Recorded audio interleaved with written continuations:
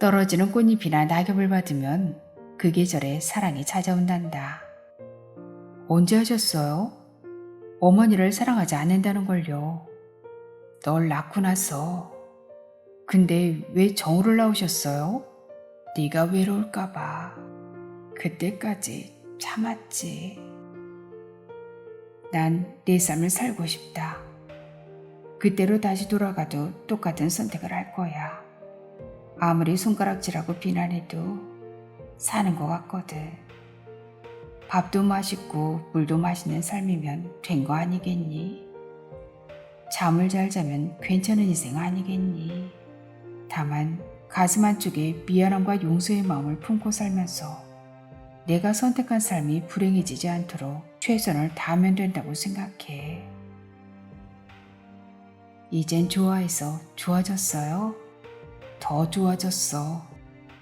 봄뿐만 아니라 한겨울에도 꽃이 피어. 다행이에요. 봄이 왔는데도 행복하지 않다면 그 사람은 진짜 불행한 거야. 안녕하세요. 클라우디아입니다. 오늘은 장은진 작가의 가벼운 점심 준비했습니다. 구독과 좋아요 부탁드리면서 낭독 들어갑니다. 아버지가 돌아왔다. 가출한 지 10년 만이었다. 그해 봄, 아버지는 어머니 앞으로 장문의 편지를 남겨놓고 떠났다. 어머니는 그 편지에 대해 우리 형제한테 아무런 말도 해주지 않았다. 읽고 바로 짝짝 찢어 변기해버려서 남은 기억이 하나도 없다고 했다. 다만 한 달 후 집안의 금기어가 되다시피 한 아버지란 말이 밥을 먹던 동생 입에서 무심코 튀어나왔을 때 어머니는 수저를 탁 내려놓으며 날카로운 목소리로 말했다. 더러운 인간, 포기하겠다는 거야? 전부 다? 우리는 그것이 편지의 요점이란 걸 어렴풋이 알았다. 자세한 내용은 기억나지 않더라도 요점은 잊어버릴 수 없으니. 그러나 어머니가 굳이 그런 식으로 알려주지 않아도 우리는 이미 짐작하고 있었다. 떠나는 것 자체가 포기를 의미하므로. 어쩌면 어머니는 포기가 아니라 버렸다는 단어를 쓰고 싶었는지도 모르겠다. 포기는 왠지 자기 목만 놓고 가는 것 같은데 버리겠다는 말에는 어머니와 우리 형제도 포함되는 것 같으니까. 그때까지도 어머니는 버리겠다를 포기하겠다로 표현함으로써 희망을 버리지 않으려고 했던 게 아닐까 하고 나는 생각했다. 아버지가 버렸는지는 모르겠으나 적어도 포기했다는 걸 나는 아버지가 가출하던 날 알았다. 아버지는 떠나면서 아무것도 가져가지 않았다. 아끼던 책 한 권, 학자의 상징이라며 조부로부터 물려받았던 오래된 만년필조차 챙기지 않고 맨몸으로 집을 나갔다. 다 놓고 간 아버지한테 진짜 필요한 게 무엇이었는지 나는 아직도 알지 못한다. 아버지를 공항에 데려다 주러 가는 길이다. 10년 만에 돌아온 아버지는 조부의 장례식을 마치고 다시 뉴욕으로 떠난다. 그동안 친가와도 연락을 끊고 살았던 아버지는 조부가 위독하다는 삼촌의 연락을 받고 나흘 전 급하게 한국으로 들어왔다. 평소 존경하던 조부의 임종마저 지키지 못했다면 아버지는 불효자가 되고 말았을 것이다. 그래서인지 내가 느끼는 10년이란 시간의 무게에 비해 아버지의 마음은 조금 가벼워 보였다. 좋은 날 받아서 가셨다. 그치? 아버지가 도로 오른편으로 반짝반짝 흘러가는 강을 쳐다보며 말했다. 목소리 끝이 떨리고 갈라지는 게 또 우는 것 같았다. 가벼움이 지닌 한계였다.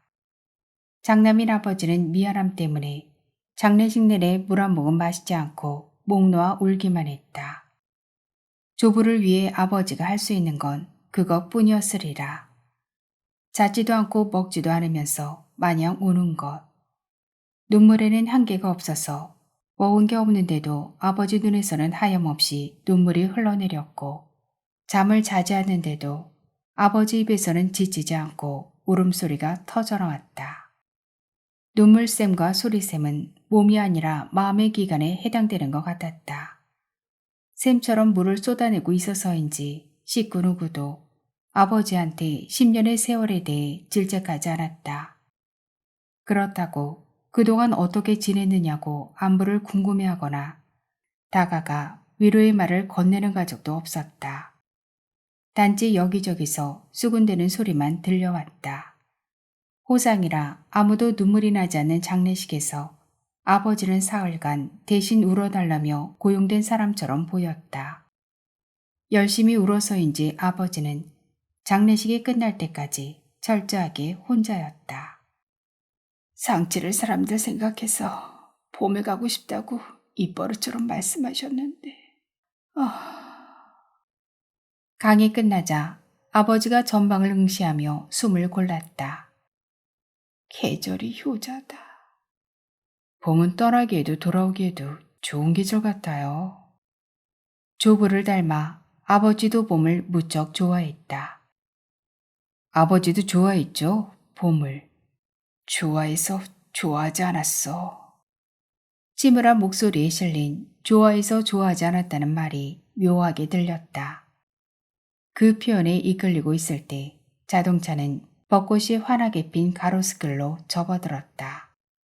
아름다운 광경이 펼쳐지자 깊은 슬픔에 잠겨있던 아버지의 얼굴이 갑자기 벚꽃처럼 밝아졌다. 아버지 자신도 조금 놀란 것 같았지만 그렇다고 애써 감추려고 하지는 않았다. 아버지는 가까이서 벚꽃을 보고 싶다며 갓길에 잠시 차를 세워달라고 부탁했다. 차에서 내린 아버지는 조금 빠른 걸음으로 다가가 벚나무 가지 하나를 낮게 잡아당겼다. 그러고는 눈을 감고 향을 맡았다. 숨을 깊게 들이마셨다 내쉬는 아버지 입가에 자세히 살피지 않으면 모를 정도로 아주 옅은 미소가 번졌다. 상쪽만 아니면 누구의 눈치도 보지 않고 세상이 다 알도록 소리내서 웃었을 것만 같았다. 모든 게 낯설었다. 아버지가 내 앞에 있다는 것도, 슬픔에 잠긴 표정으로 내내 우는 얼굴만 보여주던 아버지가 저렇게 웃는 것도, 꽃을 보려고 일부러 차를 멈춰달라더니 향을 맡고 서 있는 모습도. 10년 전 내가 알던 아버지는 분명 아니구나 하는 생각이 들었다. 그동안 숨겨왔던 것일까? 아니면 오랜 타국 생활로 자연스럽게 달라진 것일까? 혹 그날 집을 떠나면서 여태 짊어지고 살았던 모습마저 옷처럼 훌훌 벗어놓고 갔던 것일까? 아버지는 진짜 아무것도 걸치지 않고 맨몸이나 다름없는 상태로 그의 봄 우리를 떠났던 것일까? 늙긴 했으나 마른 체격이던 아버지는 보기 좋게 살이 올랐다. 당시 남자들은 잘하지 않던 단발형 헤어스타일은 스포츠형으로 바뀌었다. 머리숱은 좀 줄었지만 건강한 윤기가 흘렀고 날카로웠던 인상은 까까로운 듯 중후해져 있었다. 무엇보다 남의 옷을 빌려 입은 것처럼 아버지는 늘 품이 크고 펑퍼짐한 양복만 입고 다녔는데 몸에 잘 맞는 캐주얼 차림을 한 모습은 처음 봤다. 분명 낯선데 이상한 건 옛날의 아버지보다 지금의 아버지가 훨씬 가깝고 편하고 친근하게 느껴진다는 것이었다. 그 낯선 친근감 때문일까? 차분에 기대어 아버지를 지켜보고 있던 나는 벚나무 쪽으로 천천히 걸음을 옮겼다. 벚꽃 향에 잠긴 바람이 은은한 감촉으로 다가와 이마를 간지렸다. 벚나무 아래 서자 어찌나 가지마다 벚꽃이 알차게 피었는지 몇 개 꺾어 신부손에 쥐어주면 그대로 부케가 될 것 같았다. 예전에는 이런 봄꽃들이 밉고 싫었어. 아버지가 작고 부드러운 꽃잎 한 장을 손끝으로 지그시매 만지며 말했다. 사람을 밖으로 불러내는 꽃들이. 왜요? 나만 방에 틀어박혀 있는 것 같았거든. 아버지도 나가면 됐잖아요. 우울증이 도졌어. 봄만 되면. 아버지 말끝에 힘이 없었다. 식욕도 떨어지고. 그래서 좋아해서 좋아하지 않게 된 거예요? 봄이 되면, 특히 벚꽃이 필 시기가 되면 비가 오게 해달라고 빌었어. 나는 진중한 아버지의 말에 귀를 기울였다. 다 망가지라고. 애써 핀 꽃도 화창한 날씨도 약속도 어쩌면 미래까지도. 꽃이 질 때까지는 방에서 꼼짝도 하기 싫었어. 할 수만 있다면 볕이 없는 지하동굴 같은 데서 며칠 지내고 싶었어. 나는 동굴처럼 유난히 어두웠던 아버지의 서재를 떠올렸다. 그럴 수 없어서 매일 속으로 되뇌었어. 모두 간절하게 불행해지길. 딱 나만큼만 불행해지길. 더도 덜도 말고 나만큼만. 아버지를 불행하게 한 건 무엇이었을까? 돌이켜보면 아버지의 봄은 늘 그랬던 것 같았다. 신경이 곤두선 상태의 아버지는 가족한테 엄하고 까칠한 사람이었다. 사소한 일에도 화를 잘 냈고 얼굴은 찡그리고 있을 때가 많았으며 불평불만은 아예 입에 달고 살았다. 신경쇠약에 걸린 사람처럼 작은 소리에 예민하게 구는 건 일상이었고 자주 소화불량과 불면증에 시달려서 낯빛은 창백했다. 그런 감정 상태는 봄이 되면 더욱 도드라져서 봄이 왔다는 걸 꽃이 피는 것보다 신경질을 내고 느닷없이 고함치는 아버지 때문에 먼저 알았다. 어머니랑 연애할 때도 그랬어요? 아버지가 붙들고 있던 벚나무 가지를 손에서 놓고 저 멀리 산등성을 바라보며 눈을 깜박거렸다. 이어 속으로 내쉬는 아버지의 가벼운 한숨소리가 들려왔다. 내 엄마와는 여름에 만나 그해 가을에 바로 결혼했으니까. 제가 생겨서였죠. 아버지와 어머니는 아버지 대학교 은사에 중매로 만났다. 가난 때문에 학자의 꿈을 접어야 했던 조부는 아버지가 자신의 꿈을 대신 이뤄주길 바라서 없는 살림에도 다른 자식보다 공부를 많이 시켰다. 아버지는 조부의 아낌없는 뒷바라지와 자신의 피나는 노력으로 비교적 빨리 대학 강단에 섰다. 장가 갈 나이가 되자 욕심이 생긴 조부는 교수 며느리를 보는 게 마지막 소원이라는 뜻을 슬쩍 내비쳤다.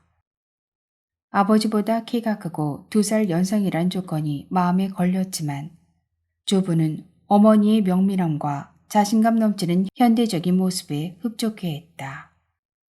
결혼하고 이듬해도 내 엄마는 임신 중독증 때문에 봄을 즐길 여유가 없었어. 네가 태어나자 삶은 전쟁으로 돌입했고. 그러고 보니 어머니의 봄은 어땠는지 기억나는 게 없었다.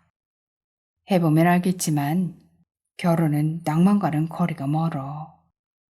내가 알던 것과 달리 아버지의 본질은 낭만을 추구하는 사람이었을까? 그때 갑자기 바람이 세게 불더니 향과 함께 꽃잎들이 하얗게 흩날렸다. 봄에 내리는 차갑지 않은 눈. 봄눈이 아버지의 희끗한 머리와 늙어버린 어깨를 여러 번 스치고 지나갔다. 아버지는 그럴 때마다 약간 흥분된 표정으로 떨어지는 꽃잎을 잡으려고 순발력 있게 양쪽 손을 펼쳤다. 몇 번의 시도 끝에 매니큐어 바른 아가씨의 작은 손톱 같은 꽃잎 한 장을 간신히 손바닥으로 받아냈다. 아버지가 그걸 쳐다보며 지그시 웃었다. 아까보다는 분명해서 자세히 살피지 않아도 알만한, 누구에게나 다 보일 만큼 주름이 선명하게 잡히는 웃음이었다. 아버지는 주먹을 살며시 쥐고 차로 걸음을 옮겼다. 안전벨트를 맨 나는 시동을 걸었다. 아버지가 손에 쥔 꽃잎을 수첩갈피에 세심하게 끼워 넣으며 말했다. 떨어지는 꽃잎이나 낙엽을 받으면 그 계절에 사랑이 찾아온단다. 아버지는 이제야 장례식의 슬픔에서 벗어난 듯 보였다. 자동차는 공항을 향해 다시 출발했고 벚꽃길이 끝나는 곳까지 아버지와 나는 말없이 조용한 음악을 들으며 각자의 봄을 가졌다. 주말의 공항은 출국하려는 사람들로 붐볐다. 모두 나라를 떠나는 사람들일 텐데 왠지 내 눈에는 그들이 봄을 떠나려는 사람들로 보였다. 아버지가 떠났던 날도 봄이었고 이 공항을 통해서였다. 아버지는 그날 어떤 표정으로 장애물 같은 저 많은 게이트를 통과했을까? 공항에 올 일이 있을 때마다 상상해 본 적이 있었다. 상상 속 아버지의 표정은 매번 달랐지만 나라를 떠나는 것보다 여기 봄을 떠나는 사람의 표정이라면 왠지 비장하고 단단했을 것 같았다. 좋아해서 좋아하지 않았다는 봄이었으니 왠지 그랬을 것만 같았다. 주차를 마치고 시동을 끈 차 안에서 내가 넌지시 물었다. 아버지, 이대로 진짜 가실 거예요? 미안하다. 눈을 맞추지 않으려는 듯 아버지의 시선이 창밖으로 향했다. 그쪽 일이 워낙 바빠서. 진짜 바빠서인 걸까? 오래전 삼촌으로부터 아버지가 뉴욕에서 사업을 한다는 얘기를 듣긴 했다. 아버지가 제 결혼식에 꼭 참석하셨으면 좋겠어요. 아버지가 고개를 창 쪽으로 더 외틀며 깊은 숨을 내쉬었다. 다른 결혼 선물은 필요 없어요. 2주밖에 안 남았으니까 저희 신혼집에 머물면서 맛있는 것도 먹고 친구도 좀 만나시고. 축하받아야 할 날이다. 내가 가면 아버지가 자식 결혼식에 간다는데 누가 뭐래요. 네 엄마 보기에도 그렇고. 장례식장에서 어머니와 아버지는 한 번도 서로에게 눈길을 주지 않았다. 아버지는 미안해서였고 어머니는 미워서였다. 자격이 없잖니 난. 결혼식은 장례식과 다른 걸까? 장례식에서는 아버지한테 우는 역할이라도 줬지만 결혼식에서는 목 나오려고 하기도 그렇고 가족을 버리고 떠난 사람이 10년 만에 아들의 결혼식장에 나타나 환하게 웃고 있으면 그 또한 하객들 눈에는 뜬금없고 염치 없어 보일까. 널 이렇게 잘 키워낸 엄마가 축하받아야 할 자리다. 아버지, 윤주는 밝고 씩씩한 아이더라. 너랑 잘 어울려. 그러면서 아버지는 뒤에 들릴 듯 말 듯한 목소리로 다행이다 라고 말했다. 굽은 어깨에 배낭을 맨 아버지는 탑승 시간까지 3시간 정도 남았으니 가볍게 점심이나 하자며 서둘러 차에서 내렸다. 아버지의 고집, 그거 하나만은 10년이 지나도 그대로인 것 같았다. 아버지는 내가 붙잡을까봐 빠른 걸음으로 터미널을 향해 걸었다. 나는 차에서 내려 아버지들을 터벅터벅 따라갔다. 가볍게 먹자더니 아버지는 패스트푸드점을 가리키며 햄버거에 콜라를 마시고 싶다고 했다. 내가 아는 아버지는 소화불량이 심해서 밀가루 음식이나 패스트푸드를 먹지 않았다. 고기도 소화를 잘못 시켜서 주로 채식 위주의 식사를 했다. 어머니는 까다로운 아버지 식성을 늘 못마땅해 했다. 가족 공동으로 요리하고 준비하는 식사 때마다 어머니가 자꾸 투덜대자 어느 날부터 아버지는 식사 준비를 따로 하겠다고 선언했다. 식사 시간도 달리했다. 식사 문제가 해결되자 어머니와 아버지는 싸울 일조차 생기지 않았다. 한 집에 살면서 밥을 같이 먹지 않으면 식구는 멀어지게 되었다. 한 번은 어머니가 집 나간 아버지를 향해 가출해서 좋은 건 하나 있네 하고 조금은 들뜬 목소리로 외치며 아버지 전용 냉장고에 고기를 채워넣은 적이 있었다. 햄버거 같은 건 안 좋아하셨잖아요. 먹어보니 꽤 괜찮더라. 밥 먹을 시간도 없이 바쁠 때가 많은데 간편하고 어디 가든 맛도 비슷해서 자주 먹는 편이야. 소화는 잘 되고요. 이젠 가리는 거 없이 다 잘 먹어. 암막 커튼에 가려진 아버지의 지난 10년의 삶, 그리고 그 삶을 잊게 한 것들. 조금씩 열리기 시작한 커튼 틈새로 빛이 들어가 그 삶의 윤곽이 돋아나고 그림자가 생기고 있었다. 로스팅 비프버거 세트가 담긴 쟁반을 들고 자리로 가서 앉았다. 아버지는 누군가와 문자 메시지를 주고받다 휴대폰을 얼른 닫았다. 아버지 말대로 패스트푸드가 좋은 건 주문하면 빨리 나오고 어딜 가나 맛이 비등해서 가게를 고를 필요가 없다는 것이었다. 서울이 KFC나 광주의 KFC나 가게 인테리어, 메뉴, 서비스, 가격, 품질이 엇비슷해서 여기가 서울인지 광주인지 모르는 순간이 있었다. 유혹이 KFC라고 크게 다르지는 않을 것이다. 혹시 아버지는 10년 만에 한국에 돌아온 사실이 적응되지 않고 불편해서 굳이 햄버거 가게를 찾은 것일까? 아버지와의 마지막 식사라 근사한 점심을 대접하고 싶었는데 아쉬웠다. 내 서운한 마음을 알아챈 아버지가 콜라에 꽂혀있는 스트로를 빨다 말고 물었다. 너 햄버거 좋아하지 않았니? 좋아했다. 매달 출시되는 맥도날드 해피밀 장난감을 모으며 맛난 햄버거를 착한 가격으로까지 먹을 수 있어서 행복했던 시절들이. 대학 다닐 때 학비 벌려고 아르바이트를 했어요. 나는 햄버거를 집어들며 말했다. 좋아하던 것도 일이 되니까 나중에는 쳐다보기도 싫더라고요. 아버지는 내가 왜 아르바이트를 하며 대학을 다녔는지 의아해했다. 일산 사는 어머니 친구분 효수아줌마 아시죠? 나는 햄버거를 한 입 베어문 뒤 이어서 말했다. 효수아줌마 천연화장품 사업에 어머니가 투자를 했는데 잘 안 돼서 잠깐 생활이 어려웠어요. 아버지의 표정이 갑자기 콜라색처럼 어두워졌다. 자신의 탓이라고 생각하는 것 같았다. 다 지난 일이에요. 오랜만에 먹으니까 옛날 생각도 나고 맛있는데요. 그리고 그때 경험들이 지금도 많은 도움이 돼요. 나는 아버지가 불편해할까봐 일부러 입을 크게 벌려서 햄버거를 먹었다. 그러고는 언제 말을 꺼내는 게 좋을까 기회를 엿보던 참에 휴대폰을 열어 아버지에게 사진 한 장을 보여주었다. 내가 사진을 처음 봤을 때처럼 아버지도 무슨 사진인지 얼른 알아채지 못하다 신비로운 표정을 지으며 깜짝 놀랐다. 몇 개월이냐? 3개월이요. 나는 손가락으로 가운데 부분을 짚으며 말했다. 요 강낭콩처럼 생긴 게 아기래요. 신기하죠?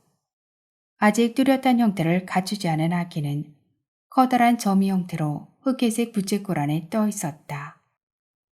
아기는 작은 잠수함 혹은 우주 캡슐 안에 담긴 것처럼 보였다.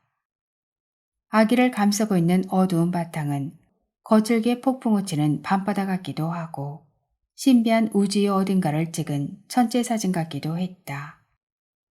어쩌면 저 작은 한 점에서 그곳은 망망한 바다이자 광대한 우주일 것이다. 흑회색의 거친 질감 때문인지 처음 윤주가 사진을 건넸을 때 아기가 몹시 외로워 보인다고 느꼈다. 아무도 없고 아무도 다가갈 수 없는 어두운 곳에 갇혀서 혼자 밥을 먹고 잠을 자며 지내는 한 점 사람의 외로움. 사람은 시작부터가 외롭구나. 절대 고독과 암흑 속에서 살아가는구나. 그러자 나도 모르게 눈물이 났고 윤주가 내 머리를 쓰다듬으며 그래야 만날 수 있어 하고 말해주었다. 윤주의 말대로 녀석이 그걸 견디며 자라는 중이란 생각이 들었을 때는 눈물이 웃음으로 바뀌었다. 녀석은 거친 바다와 우주를 제 영역으로 만들어가며 나와의 거리를 조금씩 좁히고 있는 것이다. 모두가 그렇게 생겨나는 것이고 그렇게 생겨났던 것이다. 그날의 나처럼 사진을 들여다보던 아버지의 눈시울도 붉어졌다. 나는 아버지에게 냅킨을 건넸다. 네가 벌써 장가를 가고 애 아빠가 될래 이라니. 언제 그렇게 컸니? 아버지가 숨을 참았다 내쉬며 냅킨으로 눈가를 닦았다. 요 녀석 태어난 것도 못 보겠구나. 못 보긴요. 나는 팔을 뻗어 아버지 손등에 내 손을 얹었다. 거칠어서 조금 놀랐다. 사진, 아니 동영상 메일 보내드릴게요. 그래. 이름은 아버지가 지어주세요. 누굴 닮았을까? 아버지 손주니까 아버지 닮았을 거예요. 난 날 안 닮았으면 좋겠는데. 속도를 안 지킨 건 딸 닮았다. 아버지 아들이니까요. 나는 쑥스러워서 피식 웃었다. 윤주는 어떻게 만났니? 협력업체에 경쟁 입찰 PT가 있었어요. 갑자기 신나는 기분이 들었고 아버지도 그걸 눈치챈 것 같았다. 총 5군데서 경쟁이 붙었는데 윤주가 다녀 돋보였어요. 아나운서 못지않은 말솜씨로 PT를 끌고 가는 윤주한테 입사 동기들이 전부 반해버린 거 있죠. 윤주네 회사가 선정되겠구나. 물론이죠. 그러고 진짜 경쟁이 시작됐어요. 무려 석 달을 졸졸 쫓아다녔다니까요. 돌부처 같다며 동기들은 하나둘 나가 떨어졌는데 전 끝까지 포기하지 않았어요. 콧대가 높아서 데이트 신청 한번 하는데 어찌나 이를 먹었든지. 넌 끝까지 가정을 지킬 거다. 나란 닮아 다행이야. 아버지는 또 그 다행이란 말을 썼다. 빠르게 나오는 음식처럼 테이블의 손님들도 빨리 먹고 자리에서 일어나서 아버지와 얘기를 한참 나누다 옆자리를 보면 다른 손님이 앉아 있었다. 아버지와 내가 가장 오래 앉아 있는 것 같았지만 그렇다고 눈치를 주는 종업원은 없었다. 자리는 다른 데서 금방 날 것이므로. 빨리 먹고 나가게 하려고 패스트푸드점은 의자를 불편하고 딱딱한 걸로 들여놓았다. 음식을 내주고 계산하기도 바쁜 종업원은 손님의 자리를 챙겨줄 여력이 없었다. 손님들은 알아서 자리를 찾거나 없으면 아쉬워하지 않고 돌아섰다. 아니 종업원은 모른다. 저 손님이 몇 시간째 앉아있는지 모를 뿐더러 관심도 없다. 그저 모두 다 방금 계산을 마치고 주문한 음식이 나오길 기다리는 새 손님일 거라고 생각한다. 알바생일 때 내가 그랬다. 패스트푸드의 효율성은 빠름과 셀프 서비스였다. 음식은 단순화하고 절차는 간소화시켜서 손님이 직접 음식을 가져가고 치우게 하는 것. 빠름은 종업원에게도 요구되어서 그들은 시급에 비해 많이 움직여야 하고 셀프 서비스라는 영업 방식은 종업원과 손님 사이에 친밀감이 생길 틈을 주지 않았다. 어떤 종업원도 손님에게 맛이 어땠느냐, 잘 드셨냐고 묻지 않았다. 안녕히 가세요, 또 오세요라는 말도 하지 않았다. 인사를 건네지 않는 건 손님도 마찬가지였다. 손님이 빠르게 드나들어서 가게 안은 시끄럽고 어수선한 편이었다. 진지하고 심각한 얘기를 나눌 장소로는 바람직하지 않았고 가볍고 즐거운 대화를 주고받기엔 나쁘지 않은 곳이었다. 아버지는 햄버거에 감자튀김까지 다 먹고 아메리카노를 주문했다. 나는 차라리 잘됐다는 생각이 들었다. 무거운 얘기를 하기에는 조용하고 우아한 분위기보다 이런 어수선한 곳이 오히려 덜 불편할 것 같았다. 아버지가 커피 2잔을 테이블에 내려놓았고 나는 한 모금 들이켠 뒤 가볍게 물었다. 왜 떠났어요? 너무 가벼워서 마치 어제 벌어진 일에 대해 묻는 것 같았다. 그래도 가벼우면 대답도 어려움 없이 쉽고 가볍게 해줄 수 있지 않을까. 아버지가 김이 모락모락 올라오는 종이컵을 내려다보며 잠깐 빠르게 눈을 깜빡이다 옆에 놓인 휴대폰을 집어들었다. 그러고는 10년이란 시간 앞에 더는 망설일 게 없다는 듯 보여준 사진 한 장. 새해를 몇 분 앞둔 뉴욕의 타임스퀘어를 배경으로 찍은 사진 속에는 밝은 표정의 아버지와 다정하게 팔짱을 낀 금발의 푸른 눈의 사람이 있었다. 외로운 한 점에서 시작됐을 한 사람. 나는 보자마자 알았다. 사랑이었다. 그 사람은 영국의 미국인이야. 아버지는 침착하게 말했다. 나보다 9살이 어리고. 사진 속에서 해맑게 웃고 있는 미국인은 아버지로부터 모든 걸 포기하게, 아니 버리게 만든 사람이었다. 평생 이루고 쌓아온 것과 맞바꿔도 좋을 만큼 아버지한테 소중한 사람이란 뜻이기도 했다. 내가 전에 알던 아버지의 수많은 모습을 지워버리게 한 사람. 나쁘게 말하면 우리 가족으로부터 아버지의 자리를 빼앗아간 사람. 나는 거기서 무서운 힘을 느꼈다. 어쩌면 위대함일까? 그런데 이상한 건 그 사람이 원망스럽거나 밉다는 생각은 별로 안 든다는 것이었다. 10년이나 지나버려서일까? 아버지가 떠났을 때 한편으론 안심됐던 게 아버지가 지옥을 벗어났으니 적어도 다시는 죽으려고 하지 않겠구나 하고 생각했던 당시가 떠올라서일까? 놀란 걸 보니 엄마가 아무 얘기도 안 한 모양이다. 나는 고개를 끄덕였다. 아버지한테는 사랑이겠지만 다른 사람들한테는 바람나서 가족과 직장을 버린 아버지이자 남편이자 아들이었다.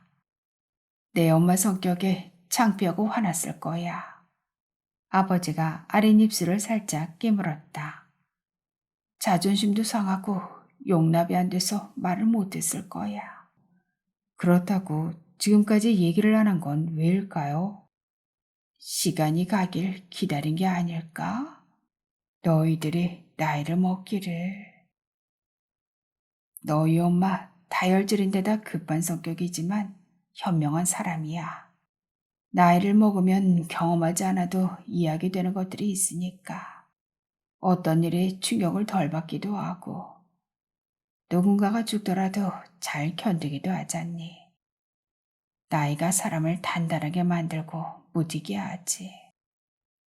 그건 어머니에게는 해당하지 않는 말 같았다. 당시 어머니는 이미 나이가 많은 상태였기 때문일까?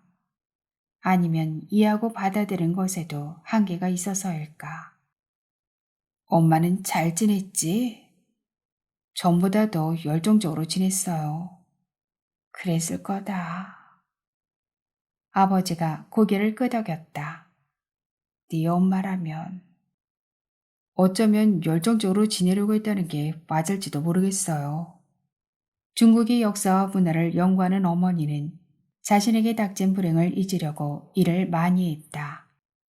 일 중독에 빠진 어머니는 학술 발표를 꾸준히 했고 그 덕에 연구 논문을 가장 많이 가진 학자가 되었다. 거기다 헛생각을 하지 않으려고 짜투리 시간에는 틈틈이 번역까지 했다. 그래도 시간이 남을 때는 세탁기에서 빨랫감을 꺼내 손빨래를 하거나 괜히 찬장 깊숙이 넣어둔 안 쓰는 그릇을 끄집어내 먼지를 닦았다. 어머니가 괴로움을 견디는 방법은 시간의 틈을 주지 않는 것이었다. 아버지보다 오래 살려고 끊었던 담배를 한 대씩 피울 때는 도저히 다른 어떤 것으로도 그 틈을 메울 수 없는 순간이 왔다는 뜻이었다. 날 키운 건 구할이 더러운 그 인간이다. 어느 날 어머니는 담배를 삐딱하게 입에 물고 창밖을 보며 말했다. 나는 그걸 증오심으로 이해했다. 심장 깊숙이 증오를 품은 어머니는 아버지 보란 듯 학자로 성공하기 위해 엄청난 노력을 기울였다. 아버지가 끝까지 가보지 못한 길. 그것이 어머니 딴에는 아버지에게 복수하는 길이었고 복수는 대단히 성공적이었다. 그럼에도 어머니의 심장을 뛰게 하는 것이 증오만은 아니었다. 나는 남은 일화를 애증일 거라고 생각했다. 아버지는 모든 걸 포기했으나 어머니는 아버지를 끝까지 포기하지 않았다는 것을 나는 아버지 서재를 통해 알았다. 위대하고 역사적인 인물의 생가를 평소 살았던 대로 보존해 두듯 어머니는 아버지 서재를 그렇게 관리했다.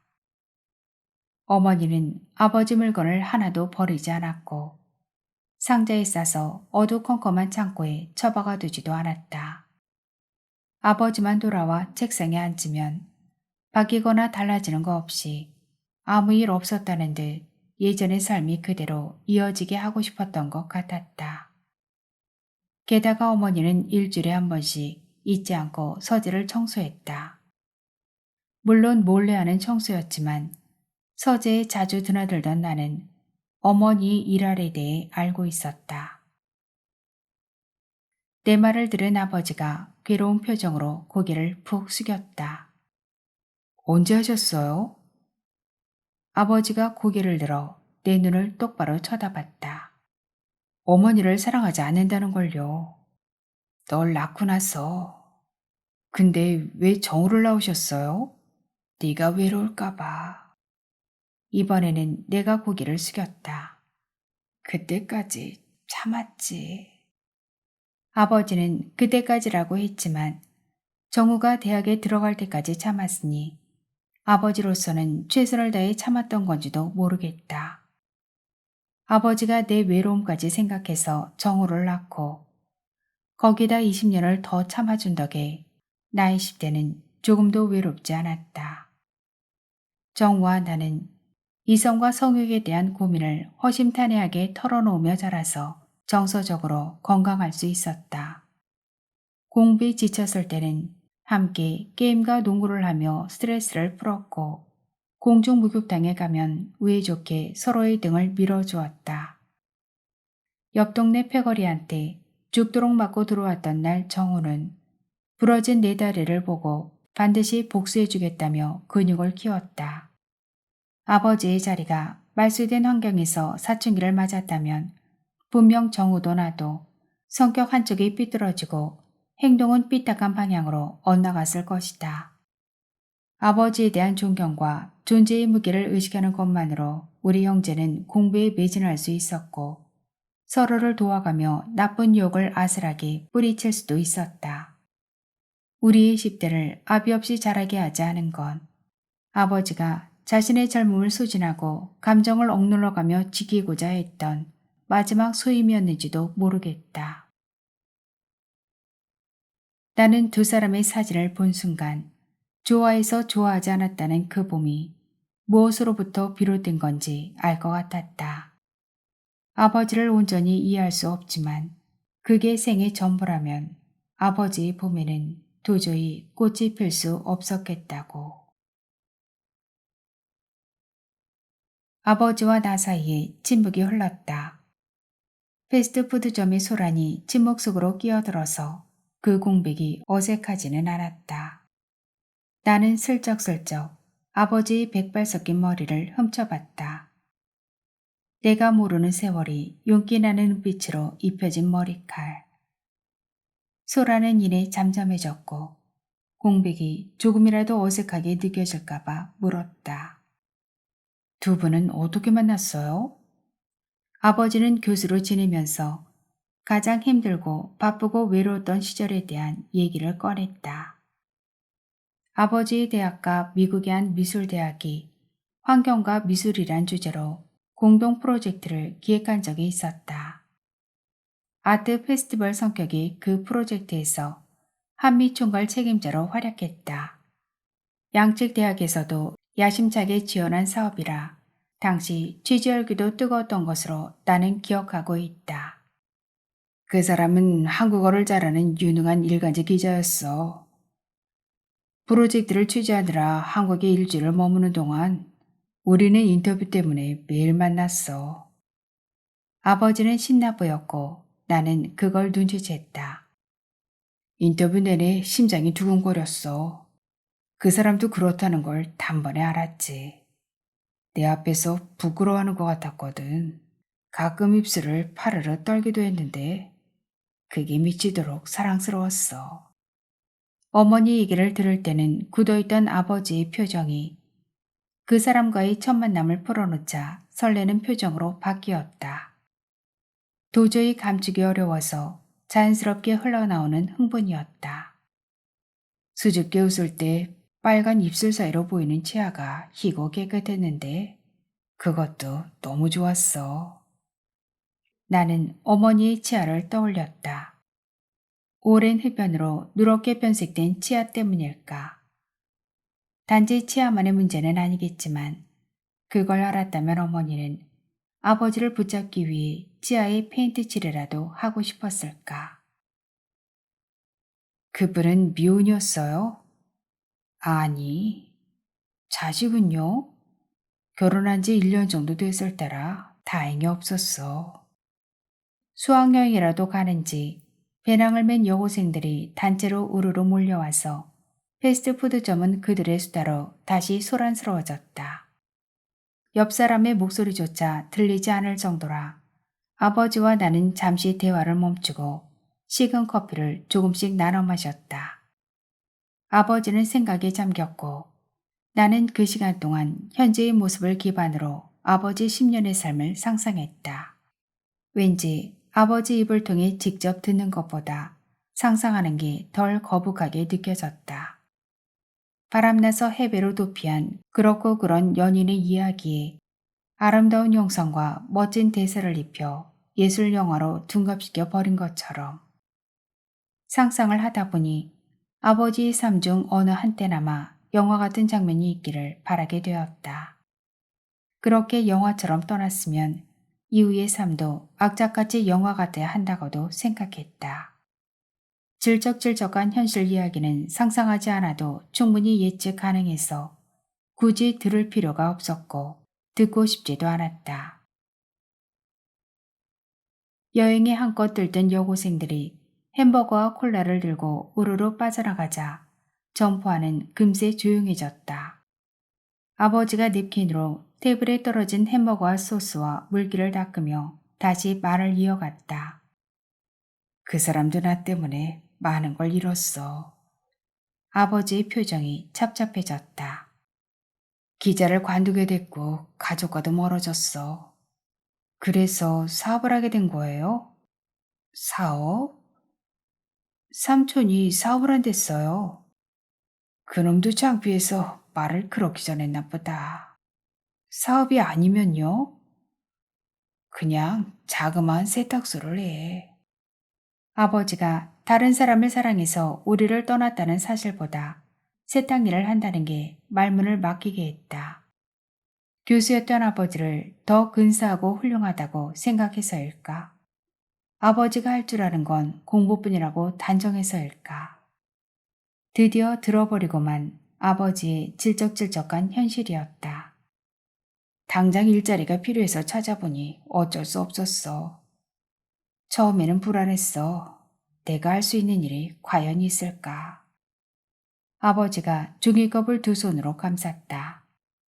근데 막상 해보니까 재밌더라. 적성에도 맞고 일도 많아서 항상 바빠. 나는 아버지의 손을 유심히 쳐다봤다. 그러면서 아버지 옛날 순이 어땠는지 떠올리려고 했었다. 학자였을 때 아버지의 손은 말랑했지만 왠지 삭막하고 창백하고 무디게 느껴지는 손이었던 걸로 기억한다. 시든 손. 그러나 세탁을 한다는 현재 아버지의 손은 거칠어도 섬세함에서 나오는 부정하기 힘들 만큼의 생기가 감돌았다. 활짝 핀 손. 교수 갖는 건 후회되지 않으세요? 음. 섭섭할 정도로 아버지의 대답은 단호했다. 그러고는 이어서 말했다. 그건 네 할아버지가 원하는 삶이었어. 예전부터 책상에 앉아 공부하고 연구하는 생활이 답답했어. 일을 하면서 육체노동이 나랑 맞는다는 걸 알게 됐지. 육체노동이야말로 신성하고 정직하다는 것도. 아버지는 두 손으로 감싼 종이컵을 이리저리 돌리다 슬리브를 빼서 납작하게 눌렀다. 땀 흘리고 먹는 밥이 어찌나 맛있던지. 열심히 움직이고 마시는 물은 또 얼마나 달콤하고. 이런 게 진짜 노동이구나 싶더라. 슬리브를 만지작거리던 아버지가 나를 쳐다보며 말했다. 근데 그 사람도 나랑 똑같은 걸 느꼈다는 거야. 아버지에 대해 제대로 아는 사람이 아무도 없었다는 생각이 들었다. 아버지 자신조차도. 나는 조부를 떠올렸다. 아버지는 조부의 유일한 자부심이었다. 그걸 누구보다 잘 아는 사람은 아버지였다. 아버지는 어머니 앞으로 편지를 남겼을 때 조부에게만은 비밀로 해달라고 부탁했을 것이다. 삼촌도 조부에게는 차마 진실을 말할 수 없었을 것이다. 그러나 아무리 비밀이 지켜졌어도 가족과 교수직을 내던지고 떠난 사람이란 사실은 감춰질 수 없었다. 그 사실이 조부를 10년 동안 괴롭혔다. 호상이라 했지만 조부의 10년 삶은 아버지에 대한 배신감과 분노와 욕으로 점철되었다. 작년 봄에 유산을 정리할 때도 조부는 괘씸한 아버지 앞으로는 한 푼도 남기지 않았다. 그 덕에 유산을 조금 더 갖게 된 고모들과 삼촌은 은근히 아버지의 부재를 반기는 것 같았다. 그런데도 조부의 분은 조금도 풀리지 않았다. 급기야 참담한 현실을 도저히 마주보기 싫었는지 차라리 치매에 걸렸으면 좋겠다고까지 말했다. 그만큼 조부는 아버지에 대한 증오의 기억을 악착같이 끌어안고 살았고 죽음을 앞두면서도 아버지를 용서하지 않았다. 이틀 동안 의식이 없는 상태였던 조부는 결국 아버지가 돌아온 것도 모른 채 숨을 거뒀다. 그래서 아버지는 장례식 내내 울어야만 했다. 떠났을 때 한 번만 또 생각해보지는 않았어요. 왜 안 했겠니? 하지만 생각만 하다 20년이 흘렀어. 떠나기 전에 한 번은 생각해봤지만 더 할 필요는 없었어. 아버지가 고통스럽게 말을 이었다. 그때 다다랐다는 걸 알아버렸으니까. 그 사람을 만난 순간 확신인가요? 자신이 있었어.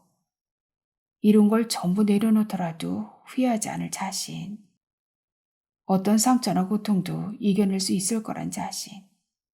애정 없는 삶을 20년이나 살아봐서 그 고통도 잘 아니까. 나는 윤주를 떠올렸다. 그녀가 없는 삶을 20년 동안 산다고 상상을 해봤다. 삶이 끔찍해지면서 모든 의미가 한순간에 사라져버렸다. 돈을 벌고 음악을 듣고 영화를 보며 산다는 것의 의미가 내가 어떤 멋진 생각과 올바른 행동을 해도 그 안에 영양분이 쌓이지 않아서 나무가 자라지 않을 것 같았다.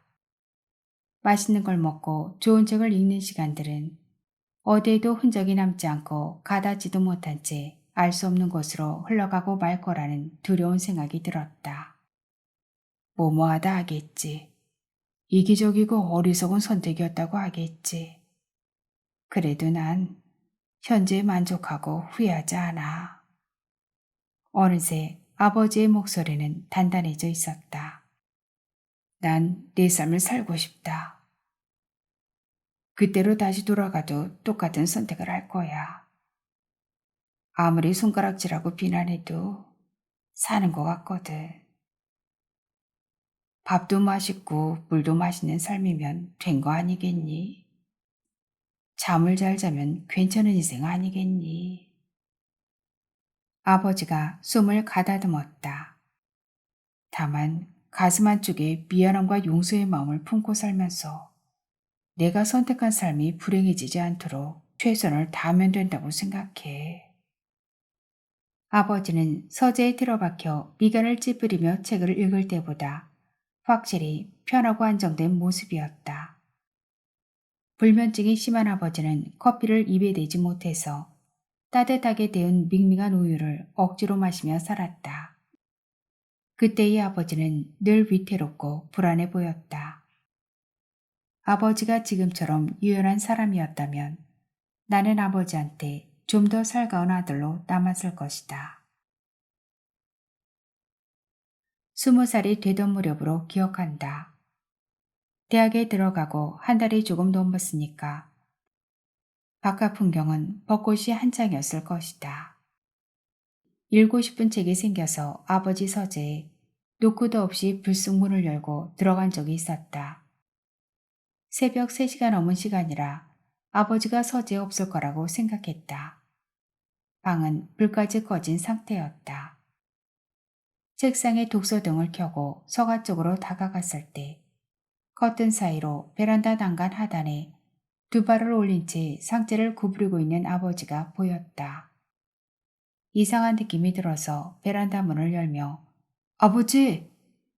하고 부르자 아버지는 바람 좀 쐬려고 라고 말했다. 그러고 바로 이어 벚꽃도 좀 보고 라고 읊조렸다. 어두운 새벽 16층 아파트에서 벚꽃이 보일 리 없었다.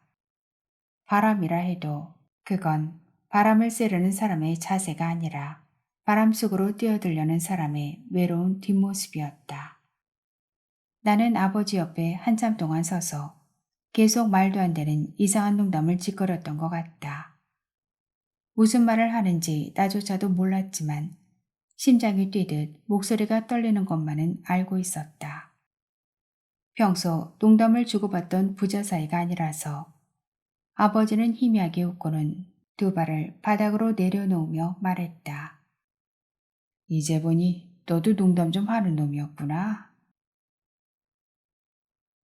그날 이후 나는 책을 빌리러 간다는 핑계로 아버지 서재에 노크도 없이 불쑥불쑥 쳐들어갔고 아버지한테 나는 책 읽는 걸 좋아하는 아들이 되어 있었다. 실은 서가에서 집어온 책을 한 권도 읽은 적이 없었는데도 다만 나는 매일 아버지를 감시하던 그 불안의 책이 줄어들기를 바랐고 내가 지쳐갈 즈음 아버지는 다른 방식으로 바닥에서 두 발을 떼고 바람 속으로 가볍게 몸을 던졌다. 아마도 나는 그때부터 안심하며 책을 읽기 시작했던 것 같다. 아버지가 원하는 건 자유가 아니었을까? 자신이 발딛고 있는 삶이 감옥이라면 거기서 벗어날 방법은 두 가지였다. 죽거나 탈옥하거나. 떠난 아버지가 한 번씩 원망스럽고 죽이 잘 맞는 어머니와 조부가 아버지에게 험한 말을 퍼부을 때마다 나는 고개 숙인 채 난간에 위태롭게 서 있던 아버지의 뒷모습을 떠올렸다. 그러면 다 괜찮아졌다. 무슨 짓을 하든 죽는 것보다는 낫다고. 어떤 죄를 지었든 다 용서가 된다고.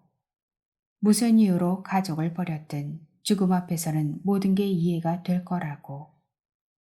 어머니와 조부도 난간 앞에 선 아버지의 그 뒷모습을 봤다면 나처럼 괜찮아졌을 것이다.